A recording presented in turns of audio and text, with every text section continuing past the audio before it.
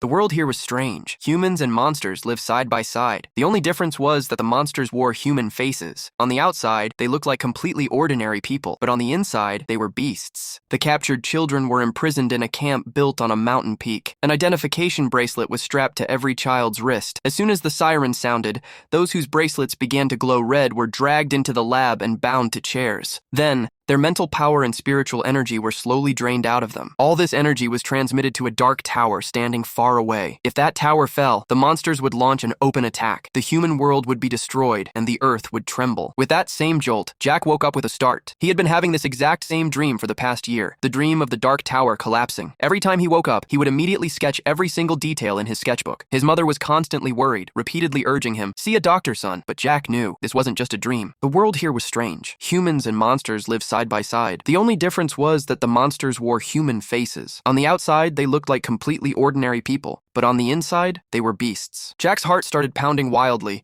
As soon as the Skinwalker looked at him, Jack panicked and jumped into an oncoming bus. That very night, the dream returned. This time, he saw a man dressed in black, a man who could control things. Fire erupted from his palm, and in an instant, a human was turned to ash. The scene shifted. Bullets and screams filled the air. Almost all the gunmen had been killed. Only Roland and his father were left alive. Just then, the man in black appeared again, and with his dark power, he choked the breath right out of Roland's father. From that day on, Roland became the world's last gunslinger. Jack woke up with a start again. The next morning, people from the mental hospital arrived to take him away. But for Jack, this was even more terrifying because they were all Skinwalkers. Under the pretext of packing his bags, he quickly told his mother the whole truth. His mother didn't hesitate for a moment. "It's all a delusion, Jack. Your mind is just tired." She didn't believe him. Jack gathered all his sketches and quietly slipped out of the house. Following the clues hidden in his drawings, he reached a desolate, abandoned house. In his dream, he had seen a secret door here. He punched in the code, and instantly, a glowing portal opened up beside him. He was just hesitating when the ground behind him transformed into wooden vines and grabbed hold of him. In fear and helplessness,